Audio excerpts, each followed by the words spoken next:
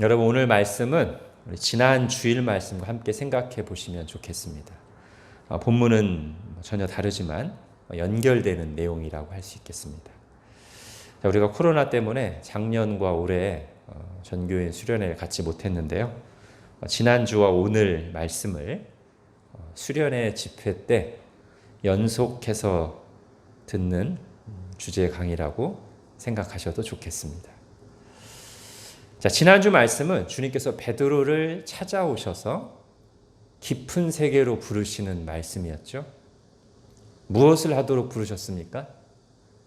이제 후로는 네가 사람을 취하리라. 사람을 취하는 삶으로 부르셨습니다. 한 사람 한 사람을 찾아가셔서 부르시고 구원하시는 일은 본래 하나님의 일이죠. 하나님의 최고 관심사이자 하나님께서 자신을 헌신해서 이루시는 일인데, 그 일에 우리를 또한 부르셔서 동참하게 하시는 것입니다. 지난주에 이어서 오늘은 그럼 어떤 사람을 부르시고 쓰시는가 하는 말씀이에요. 즉 지난주에는 무엇을 하도록 부르시는가 이 말씀이었다면, 오늘은 누구를 부르시는가 이 말씀이라고 하겠습니다. 먼저 오늘 본문 20절을 같이 읽겠습니다. 시작. 큰 집에는 금그릇과 은그릇뿐 아니라 나무그릇과 질그릇도 있어 귀하게 쓰는 것도 있고 천하게 쓰는 것도 있나니. 예. 여러분, 그 영화에 나옴직한 아주 웅장한 큰 저택을 상상해 보시면 좋겠어요. 그 넓은 대저택 안에 특별히 주방, 식탁을 한번 떠올려 보십시오. 그곳에 다양한 종류의 그릇들이 있습니다. 특히 재질이 다양하죠. 금으로 만든 그릇, 은으로 만든 그릇, 나무 그릇, 질 그릇 등이 있습니다. 그릇이라는 점에서는 같지만 쓰이는 용도가 달라요. 주인이 식사할 때, 그리고 귀한 손님 대접할 때, 중요한 연회를 가질 때 쓰이는 그릇이 있고, 아마도 금그릇이나 은그릇이 거기 쓰이겠죠. 그런가 하면 청소할 때, 버리는 물건들을 담아서 나를 때 쓰이는 그릇들도 있습니다. 나무 그릇, 질 그릇이 거기에 해당되겠죠. 자, 그런데 오늘 본문은요, 그냥 그릇들마다 제각각의 다양한 쓰임새가 있다, 이걸 말하려는 게 아닙니다. 즉 오늘 본문의 초점은 다양성, 다양함이 아니에요. 자, 20절 뒷부분에 보면 분명히 나오죠. 귀하게 쓰는 것도 있고 천하게 쓰는 것도 있나니. 이게 오늘 본문의 초점입니다. 귀하게 쓰는 그릇, 그리고 천하게 쓰는 그릇이 있다는 거예요.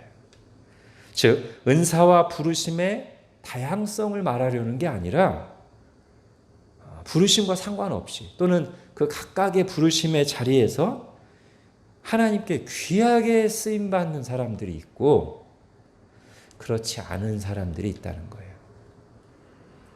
자, 21절을 같이 읽겠습니다. 시작. 그러므로 누구든지 이런 것에서 자기를 깨끗하게 하면 귀히 쓰는 그릇이 되어 거룩하고 주인의 쓰심에 합당하며 모든 선한 일에 준비함이 되리라. 자, 21절에서 주목할 단어가 있습니다. 자, 많은 사람들이 이 21절을 읽으면서 또는 전하면서 대부분 간과하지만 사실은 21절에 중요한 단어가 있어요. 그게 뭘까요? 누구든지라는 단어입니다. 자, 보통 이 누구든지 뒤에 나오는 그 구를 중요하게 여기서 그 부분 메시지에 집중합니다만, 잠깐 그 부분을 드러내고 빼고 읽어볼게요. 21절 그 부분 빼고 다시 읽어보겠습니다. 그러므로 누구든지, 자, 생략하고 누구든지 귀히 쓰는 그릇이 되어 거룩하고 주인의 쓰심에 합당하며 모든 선한 일에 준비함이 되리라. 자, 대저택에 있는 그릇들은 어떤 재질로 되어 있느냐에 따라서 이미 쓰임새가 정해져 있었습니다. 귀하게 쓸 것들은 처음 만들어질 때부터 금으로, 은으로 만들어졌어요. 천하게 쓸 것들은 처음부터 나무 그릇으로, 질그릇으로 만들었습니다. 재질이 중요했어요. 즉 타고난 출신, 타고난 특징, 타고난 능력, 이런 것들이 그릇의 쓰임새를 결정한단 말이죠. 그런데 하나님의 집에서는 그렇지 않습니다. 오늘 성경 말씀 이렇게 말합니다. 누구든지 귀히 쓰는 그릇이 되어 쓰임 받을 수 있다. 할렐루야. 세상의 기준으로 볼 때 금이나 은이 아니어도 된다는 거예요. 즉 학벌이 좋고 사람들이 알아주는 자리에 있고 외모가 출중하고 말빨이 좋고 능력이 많고, 이런 게 말하자면 금이나 은에 해당되겠죠. 나에겐 그런 것이 부족하다고, 스스로 나는 나무 그릇이라고 질그릇이라고 여기는 사람들, 그래서 나는 하나님께 귀하게 쓰임받기는 글렀어? 아니요. 그건 세상적인 사고방식이고요. 오늘 성경은 그렇게 말하지 않습니다. 하나님이 부르시고 귀히 쓰시는데 그런 것은 상관이 없다고 분명히 말하고 있습니다. 누구든지 귀히 쓰는 그릇이 돼요. 거룩하고, 즉 하나님의 목적을 위해서 성별되고 주인의 쓰심에 합당하며 주인에게, 우리 하나님께 쓸모가 있으며 모든 선한 일에 준비함이 되리라. 모든 좋은 일, 모든 하나님의 일에 쓰임받을 수 있다. 우리가 지난주에도 보았듯이 능력은 누구에게 있어요? 하나님께 있습니다. 아브라함이 자기 능력으로 큰 민족을 이루고 모든 민족들이 복을 받게 한 게 아니죠. 성경이 그걸 분명하게 보여주죠. 자식이 하나도 없을 때 부르심을 받았고요. 아들 이삭을 낳을 때는 아브라함과 사라가 자식을 낳을 수 있는 인간적인 가능성, 과학적인 가능성이 몇 프로? 0%였어요. 그때 하나님이 일하신 것입니다. 그런 그들을 통해서 큰 민족을 이루신 거예요. 베드로도 자기의 능력과 노하우로 많은 물고기를 잡은 게 아니었죠. 전날 밤에 한 마리도 못 잡았어요. 주님이 하신 겁니다. 주님이 물고기들을 그의 그물 안으로 불러 모으신 거죠. 그러므로 주님께서 제자들을 부르시면서 이렇게 말씀하시죠. 내가 너로 사람 낚는 어부가 되게 하리라. 주님이 여러 모양의 사람들을 불러서 사람을 낚는 어부가 되게 하십니다. 능력을 하나님께 있습니다. 다시 말합니다. 남녀노소, 빈부귀천, 동서고금, 능력의 많고 적음, 이것은 하나님께서 누군가를 하나님 나라 일에 귀히 쓰시려고 할 때 중요한 고려사항이 아닙니다. 누구든지 귀히 쓰는 그릇이 되어 쓰임받을 수 있습니다. 자, 방금 말한 이 모든 것, 그러니까 남녀노소, 빈부귀천, 동서고금, 능력, 유무, 이걸 함축하는 말이 있어요. 성경에서. 뭐죠? 외모입니다. 그러니까 겉으로 드러나는 용모, 겉모습만 외모가 아니라 사람들이 겉으로 보는 것들, 겉으로 보고 주목하고 중요하게 여기는 것들, 자, 이런 것들을 통칭해서 성경에서 외모라고 말합니다. 그리고 하나님은 이렇게 말씀하십니다. 사무엘상 16장 7절 내가 보는 것은 사람과 같지 아니하니 사람은 외모를 보거니와 나 여호와는 중심을 보느니라. 그러나 하나님께서 누군가를 불러 쓰실 때 중요하게 여기시는 건 뭘까요?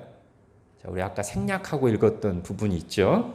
자, 그 부분을 넣어서 21절 전체를 이제 다시 읽겠습니다. 시작. 그러므로 누구든지 이런 것에서 자기를 깨끗하게 하면 귀히 쓰는 그릇이 되어 거룩하고 주인의 쓰심에 합당하며 모든 선한 일에 준비함이 되리라. 자, 이런 것에서 자기를 깨끗하게 하면 누구든지 귀히 쓰는 그릇이 된다는 거예요. 금그릇, 은그릇, 나무그릇, 질그릇 상관없어요. 다만 깨끗한 그릇이어야 돼요. 하나님은 어떤 재질의 그릇이라도 귀히 쓰시지만 오직 깨끗한 그릇만을 귀히 쓰십니다. 근데 오늘 본문은 막연하게 깨끗한 그릇을 말하고 있지 않고요. 어떤 종류의 오염과 더러움으로부터 자신을 깨끗해야 하는가를 구체적으로 말하고 있습니다. 우선 방금 읽었던 부분에서부터 찾아볼게요. 자, 이런 것에서 자기를 깨끗하게 하면. 여기서 이런 것이 뭘까요? 이거 앞에 말했던 내용입니다. 앞에 나오는 내용이에요. 우리가 억지로 다른 내용을 찾으려고 하지 않는다면 그 내용은 바로 앞에 구절들인 15절부터 19절까지에서 발견할 수 있습니다.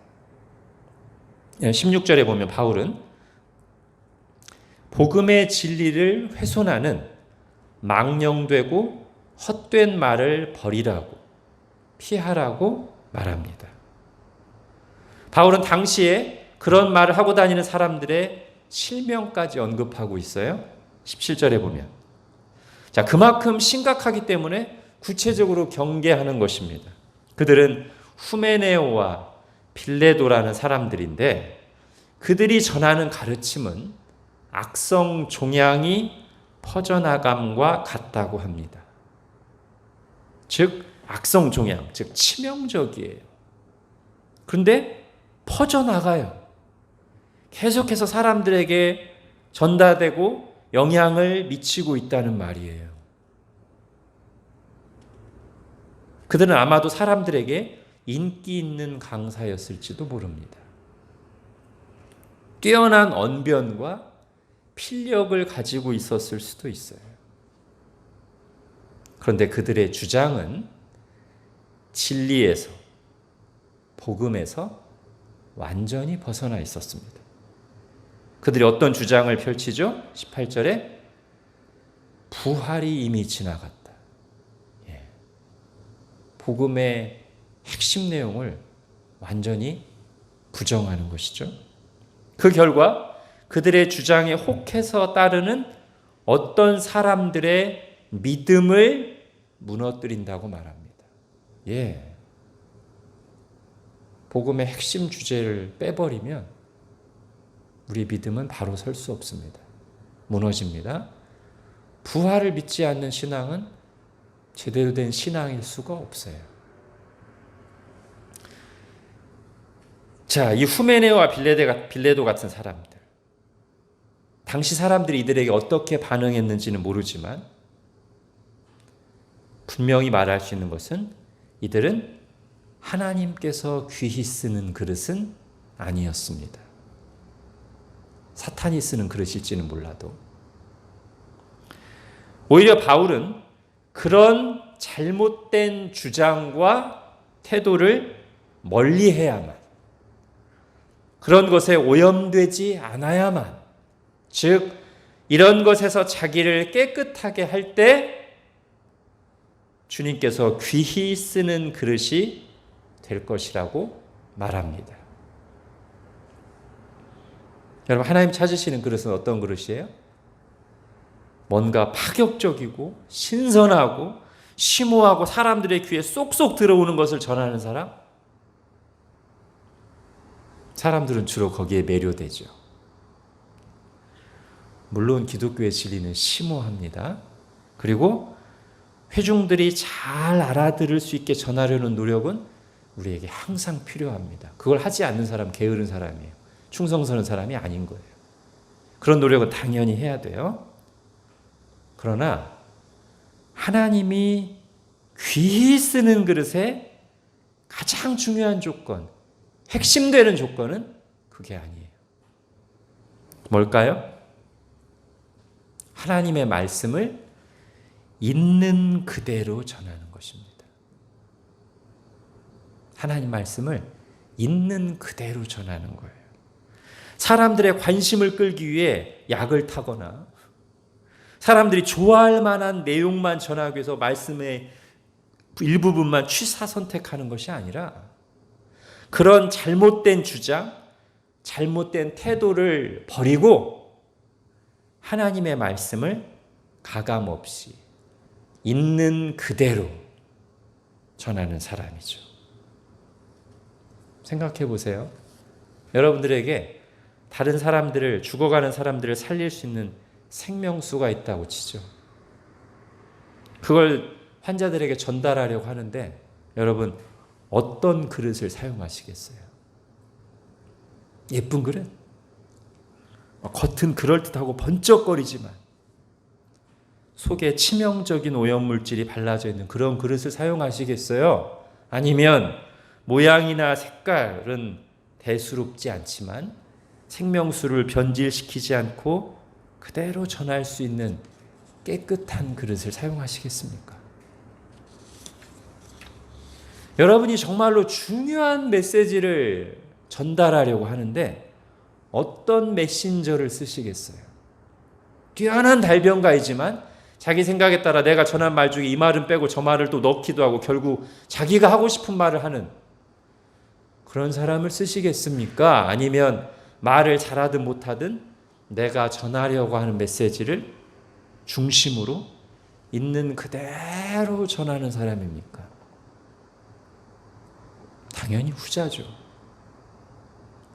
사도 바울이 여기서 말하고 있는 이런 것에서 자기를 깨끗하게 함으로써 귀히 쓰는 그릇이 된다는 것은 그런 뜻입니다. 내용물을 그대로 담아 전하는 깨끗한 그릇을 말하는 거예요. 자, 이것은 디모데후서 전체 주제와도 연결됩니다. 자, 디모데후서의 전체 주제는요, 아주 명료합니다. 복음을 굳게 지키라. 이게 디모데후서 전체 주제예요. 지금 사도 바울은 로마 감옥에 갇혀 있습니다. 다시 풀려나지 않을 거예요. 이미 사형 선고를 받았고요. 자신의 죽음이 얼마 남지 않았다는 것을 알고 있습니다. 그런데 이런 상황에서 많은 사람들이 변절하기도 하고 바울 곁을 떠났습니다. 자, 이런 상황이 디모데후서 여기저기에 나오는데요. 두 구절만 보자면 디모데후서 1장 15절 제가 읽겠습니다. 아시아에 있는 모든 사람이 나를 버린 이 일을 네가 아나니 그 중에는 부겔로와 허모게네도 있느니라. 예, 디모데후서 4장 10절에도 나옵니다. 대만은 이 세상을 사랑하여 나를 버리고 데살로니가로 갔고 그레스게는 갈라디아로 디도는 달마디아로 갔고. 예, 이게 지금 이 디모데후서를 쓸 때 상황이에요.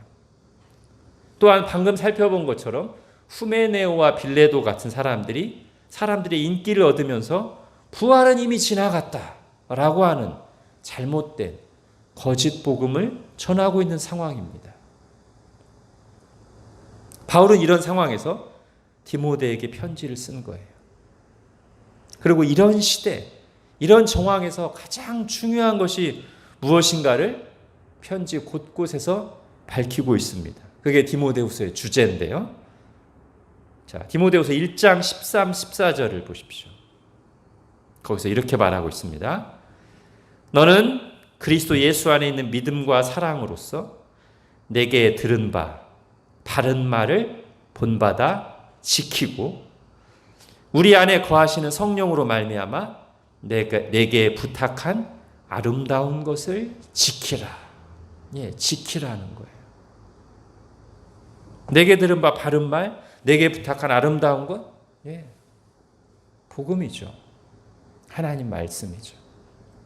근데 여러분, 바른 복음, 바른 진리, 바른 말씀을 지키는 게 어떻게 하는 거예요?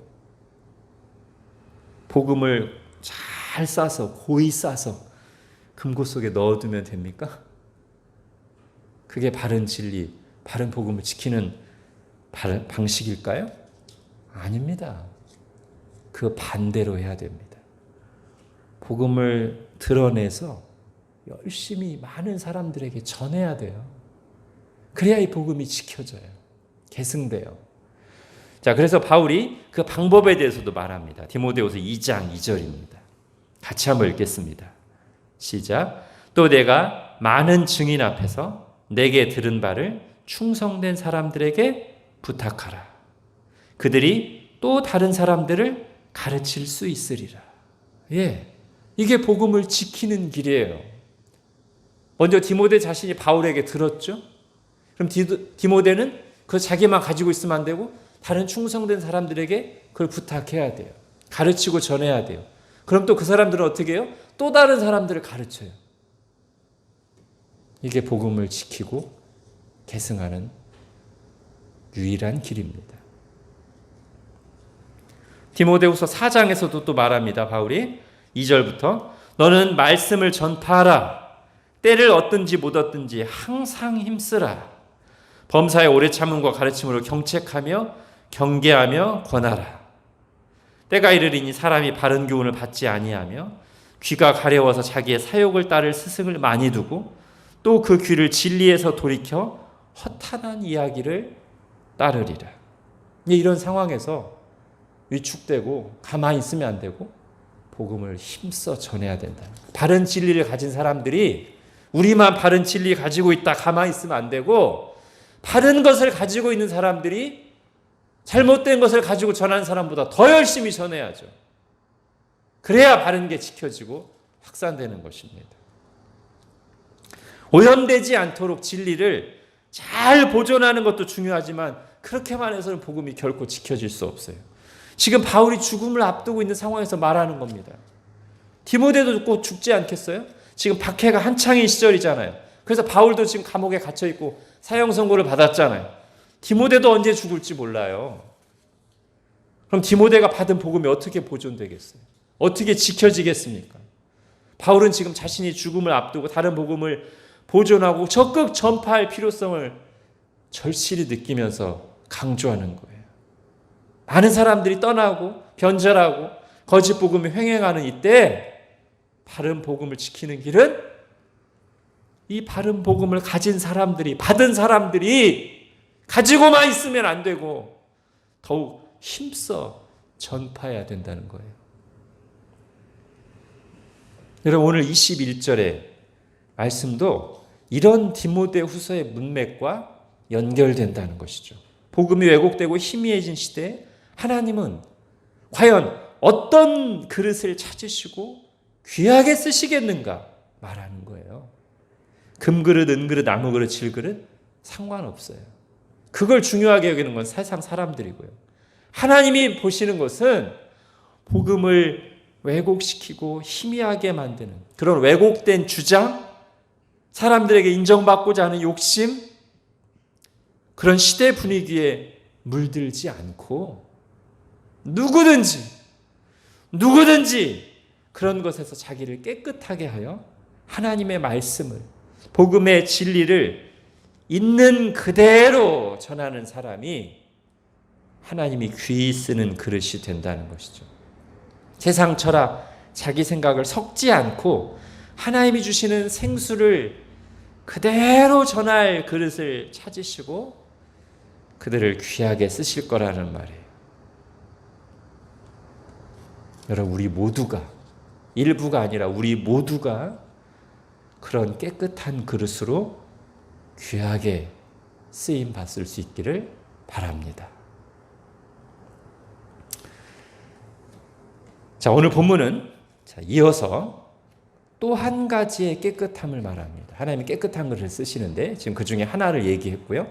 자, 또 한 종류의 깨끗함을 말하고 있어요. 자, 22절 같이 읽겠습니다. 시작. 또한 너는 청년의 정욕을 피하고 주를 깨끗한 마음으로 부르는 자들과 함께 의와 믿음과 사랑과 화평을 따르라. 자, 앞에서 말했던 것은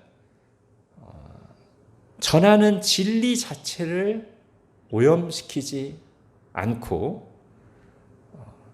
그대로 전하는 깨끗함의 중요성을 얘기했어요. 말하자면 그릇에 담긴 내용물의 중요성이었어요. 즉 메시지의 깨끗함이었어요. 내용물의 깨끗함, 메시지의 깨끗함이었다면 지금 여기 두 번째로 말하는 것은 진리를 전하는 사람 자신, 그의 삶의 깨끗함입니다. 즉 내용물을 전하는 그릇의 깨끗함 또는 메신저의 깨끗함을 말하는 거예요. 아까는 내용물의 깨끗함, 지금은 그 내용물을 담는 그릇의 깨끗함. 아까는 메시지의 깨끗함, 순수함, 지금은 그 메시지를 전하는 메신저의 깨끗함. 사실 이거는 분리되지 않죠. 메시지와 삶이 분리돼서는 안 됩니다. 그릇과 내용물은 따로 갈 수 없어요. 그죠? 자, 여기 22절에서 두 개의 동사가 나오는데요. 그걸 좀 주목해야 됩니다. 동사를 한번 찾아보세요. 두 가지가 있어요. 뭐죠? 피하고, 그죠? 피하라. 또 하나는 맨 마지막에 따르라. 이 두 동사 나오죠. 자, 악한 세상 정욕을 거슬러 자신을 지키는 길은 반드시 이 두 가지가 반드시 함께 있어야 돼요.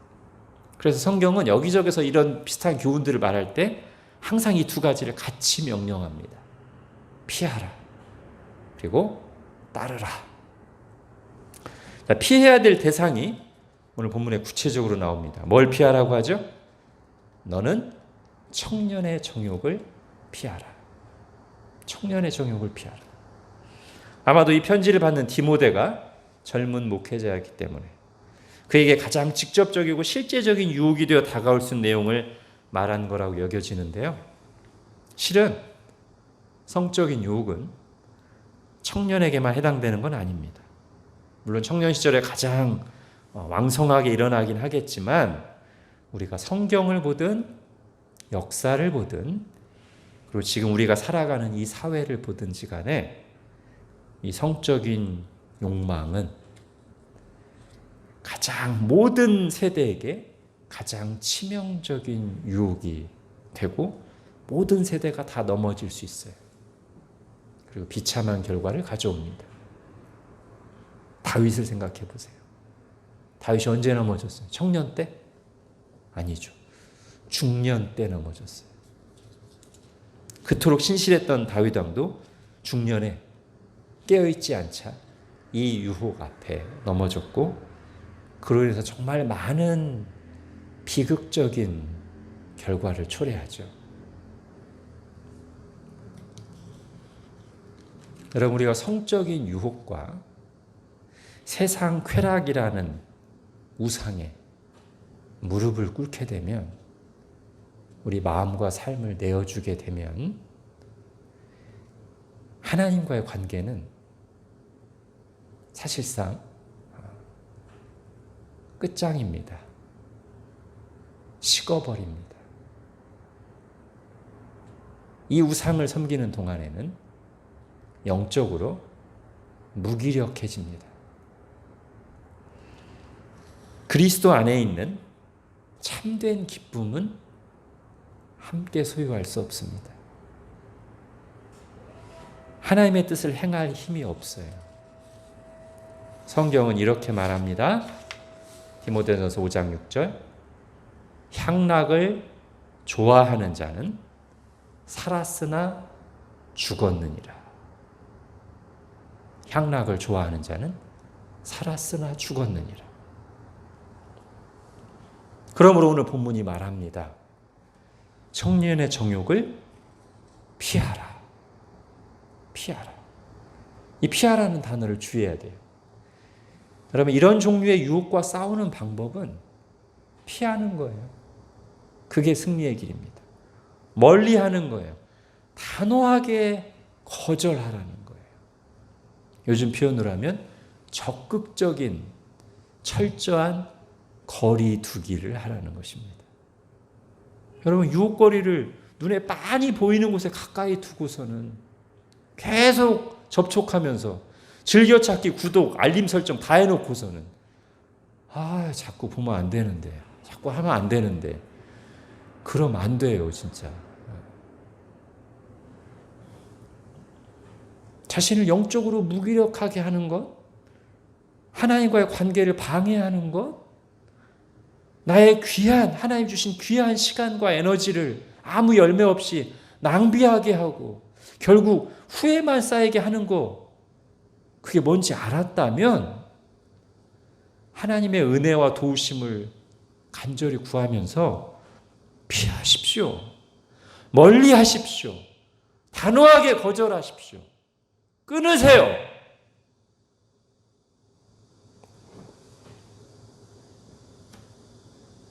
여러분, 이런 부분에서 정말 모범이 되는 사람이 있죠. 성경에. 대표적으로 요셉입니다. 요셉에게서 우리가 정욕을 피하는, 정욕과의 싸움에서 이기는 방법을 배웁니다. 자, 우선 첫 번째는 뭐죠? 주인집 아줌마가 유혹하잖아요. 그때 요셉이 어떻게 합니까? 1번, 단호하게 거절합니다. 말과 태도로 분명하게 거절해요. 애매한 태도 보이면 넘어가요. 단호하게 NO! 저는 절대 하지 않겠습니다. 하나님 앞에서 죄짓지 않겠습니다. 단호하게 거절해요. 두 번째, 그런데도 계속 유혹해요. 그래서 어떻게 하죠, 요셉이? 이제는 단 둘이만 마주칠 수 있는 그런 기회를 아예 원천 차단하려고 노력합니다. 아주 적극적인 거리두기, 철저한 거리두기를 하는 거예요. 같은 공간과 시간 안에 있을 기회 자체를 원천 차단해버려요. 두 번째, 의도적으로 멀리하기, 그런 기회를 차단하기. 자, 그랬더니 해결됐나요? 아니에요. 이런 사탄의 유혹, 이런 정욕의 유혹은 참 집요합니다. 그죠? 요셉이 이렇게 했는데도 유혹이 한동안 계속. 근데 그 유혹하는 사람도 전략적으로 유혹해요. 그래서 아무도 없는 시간에 딱 기습적으로 기회를 포착해서 요셉에게 다가와서 매달리죠. 강력한 유혹입니다. 그때 요셉이 마지막으로 어떻게 하죠? 그대로 뒤돌아서 도망칩니다. Run! 그대로 달려가요. 뒤도 돌아보지 않고. 그래서 살았습니다. 그렇게 이겼습니다. 여러분, 한번 상상해 보세요. 요셉이 최선을 다해 노력했는데도 그 마지막 강력한 유혹에 걸렸을 때 뒤도 돌아보지 않고 도망칠 때, 달려갈 때 그 모습을 위에서 바라보시는 우리 하나님이 보실 때 얼마나 기특했을까? 얼마나 예뻤을까요? 얼마나 사랑스러웠을까요? 아마 하나님이 이렇게 흐뭇하셨을 것 같아요. 그 요셉이 살려고 달려가는 모습. 여러분, 도망쳐서 이겼어요. 거절하고 피하고 도망치는 것이 요셉이 보여준 승리의 길입니다. 이렇게 싸웁시다. 자, 그러나 이게 전부는 아니에요. 결코 그렇지 않습니다. 자, 앞에서도 말씀드렸죠? 우리를 깨끗하게 지키고 경건한 삶을 살고자 한다면 반드시 두 가지 면이 다 있어야 된다고요. 오늘 22절에 나오는 동사에서. 뭐죠? 지금 방금 했던 피하라.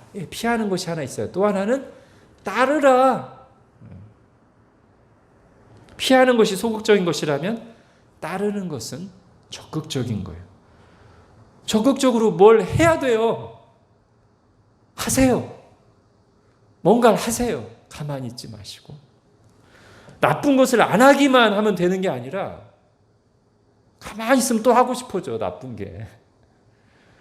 좋은 것을 적극적으로 해야 돼요. 찾아보고요. 검색하고요. 계획을 세우고요. 동기부여를 하고요. 구체적으로 참여하고요. 실천하는 것입니다. 그리고 그때 그렇게 할 때 매우 중요하게 기억해야 될 사실이 있어요. 22절을 다시 한번 읽어보겠습니다. 시작. 또한 너는 청년의 정욕을 피하고 주를 깨끗한 마음으로 부르는 자들과 함께 의와 믿음과 사랑과 화평을 따르라. 예.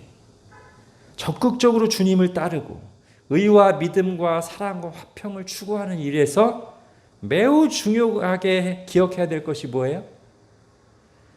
주를 깨끗한 마음으로 부르는 자들과 함께.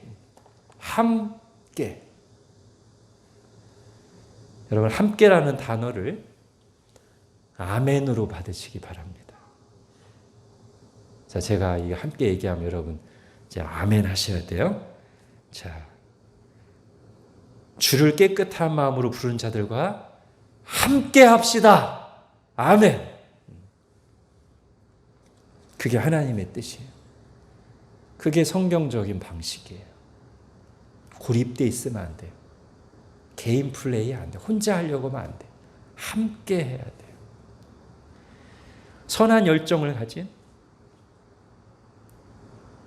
좋은 일을 하는, 경건한 도전을 주는, 의로운 길, 믿음의 길을 격려하는 사람들과 함께 하십시오. 거기서 영향을 받고 도전을 받고 때로는 내가 그런 일을 할 만한 힘이 없을 때 그냥 묻어가기도 하고, 그러다 보면 어느 틈엔가 자신도 다른 사람들에게 도전과 격려를 주게 되죠. 그렇게 함께 하라는 거예요. 묻어가려면 거기 묻어가야죠. 비유컨대 활활 타고 있는 이 모닥불을 한번 생각해 보세요. 많은 나무들이 함께 모여서 활활 타고 있는 그 모닥불. 거기에 나도 섞여 있으면 같이 타는 거예요. 나도 다른 사람들에게 알게 모르게 도움을 주고요. 그런데 온통 세상 이야기만 하는 사람들과 함께하고 그런 것들만 보고 듣고 그런 말들만 주고받으면 그럼 그게 나에게 영향 안 주겠어요? 우린 영향받는 사람들인데. 물론 우리가 활활 타고 있는 나무들 속에 있다가 다른 사람들에게도 그 불을 좀 나누고 전하려는 마음으로는 가야죠. 세상 사람들을 만나고 가야죠. 근데 그게 아니라 활활 타고 있는 나무에서 자기가 분리되어 떨어져 나와서 자기도 식어가면서 거룩한 열정에 죄를 뿌리고 심지어 축축하고 바람이 안 통하는 곳에 계속 그런 곳에 머물면서 어찌 뜨겁기를 그리고 지속적으로 타기를 바랄 수 있겠어요.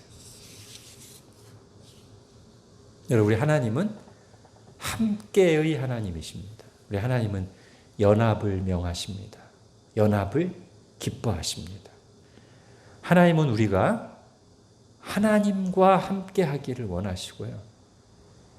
또한 우리가 다른 믿음의 지체들과 주를 깨끗한 마음으로 부르는 자들과 함께 하기를 진정으로 원하십니다. 우리가 하나님의 뜻 여쭙잖아요. 하나님의 뜻이 뭡니까? 하나님이 말씀하시잖아요. 주를 깨끗한 마음으로 부르는 자들과 함께 해라. 여러분, 성도의 교제에 적극 참여하십시오. 그러므로써 의와 믿음과 사랑, 화평을 격려하기도 하고 격려받기도 하고 서로를 위해서 기도하고 함께 추구하십시오. 우리에게 좁은 문으로 들어가라는 말씀 있잖아요. 좁은 문으로 들어가되 어떻게 해야 돼요? 그 좁은 문으로 가는 사람들과 함께 하는 것이죠. 이제 마무리합니다. 자, 오늘 본문의 메시지는 아주 중요한 전제를 하나 담고 있어요. 그게 뭐죠? 하나님께 쓰임받는 인생이 복된 인생이다 라는 대전제를 담고 있습니다. 그런 전제 하에서 21절 말씀이 나오는 거죠. 그러므로 누구든지 이런 것에서 자기를 깨끗하게 하면 귀히 쓰는 그릇이 되어 주님께 귀하게 쓰임받는 그릇이 되어 거룩하고 주인의 쓰심에 합당하며 모든 선한 일에 준비함이 되리라. 오늘 본문 앞부분에서 큰 집에는 여러 그릇들이 있고 귀하게 쓰는 그릇, 천하게 쓰는 그릇이 있다고 했는데요. 사실 가장 비참한 그릇은 전혀 쓰임받지 못하는 그릇입니다. 주인에게 전혀 쓸모없는 그릇. 한 번도 주인의 손에 들려 주인이 하는 일에 부름받지 않은, 쓰임받지 않은 그릇. 버림받은 그릇이죠. 물론 우리는 착각하면 안 됩니다. 내가 하나님을 위해 뭔가 해드리는 거 아니에요. 하나님 나를 써주시는 거예요. 자격 없는 나를, 보잘것없는 나를 하나님 일에, 하나님의 영광을 보는 그 일에 동참하도록 우리를 부르시고 써주시는 거예요. 사모하고 감사할 일이죠. 다시 정리합니다. 어떤 그릇이 귀한 그릇일까요? 금으로 만들어졌고 은으로 만들어져 있을지라도 만일 거기에 담겨 있는 것들이 온통 세상 쓰레기라면 그건 그냥 쓰레기 담는 그릇이에요. 세상 그릇일 뿐이에요. 금으로 됐든 은으로 됐든 아무리 능력이 많든 잘났든 간에. 그러나 나무 그릇, 질그릇이라도 그 속에 최고의 보화를 담고 있다면 그 그릇은 어떻게 불려요? 예, 보화를 담은 그릇, 보석 그릇으로 불리죠. 하나님의 그릇이죠. 그렇다는 거예요. 하나님께 쓰임받기를 사모하는 사람들은 바울과 함께 이렇게 고백합니다. 고린도후서 4장 7절 우리가 이 보배를 질그릇에 가졌으니 이는 심히 큰 능력은 하나님께 있고 우리에게 있지 아니함을 알게 하려 함이라. 아멘. 여러분이 얼마나 진실하고 겸손하고 은혜로운 고백입니까? 우리가 이 보배를 질그릇에 가졌으니 이 보배, 예수 그리스도 그리고 그 복음 이것을 질그릇에 가졌으니 할렐루야. 여러분 이 고백이 우리 모두의 고백이 되기를 바랍니다. 우리 인생을 결산할 때 이렇게 고백하는 복된 인생이 되기를 바랍니다. 아, 나는 질그릇에 불과하지만 내 평생 위대한 주인이신 예수님께 쓰임받았고 최고의 보화인 하나님 나라 복음을 담고 나르는 그릇으로 쓰임받았다네. 이렇게 고백하는 저와 여러분 될 수 있기를 바랍니다. 기도하겠습니다. 하나님, 오늘 하나님께서 어떤 그릇을 귀하게 쓰시는지를 말씀 통해 들었습니다. 하나님의 말씀을 있는 그대로 충성스럽게 전하는 깨끗한 그릇, 그리고 세상 정욕으로부터, 세상 쾌락으로부터 자신을 더럽히지 않고 지키며 주를 깨끗한 마음으로 부른 사람들과 함께하는 그런 깨끗한 그릇을 금이냐 은이냐 나무냐 질그릇이냐 상관없이 누구든지 그런 깨끗한 그릇을 불러 귀하게 쓰신다는 것을 들었습니다. 하나님, 우리가 세상 가치관으로 생각하지 않게 해주시고 이 하나님의 말씀을 그대로 받아서 내가 어떤 종류의 그릇이든지 상관없이 하나님이 얼마든지 깨끗한 그릇을 쓰신다는 것에 감사하면서 자신을 깨끗하게 주님께 드리며 귀하게 쓰임받는 우리 모두가 되게 하여 주옵소서. 예수님의 이름으로 기도합니다. 아멘.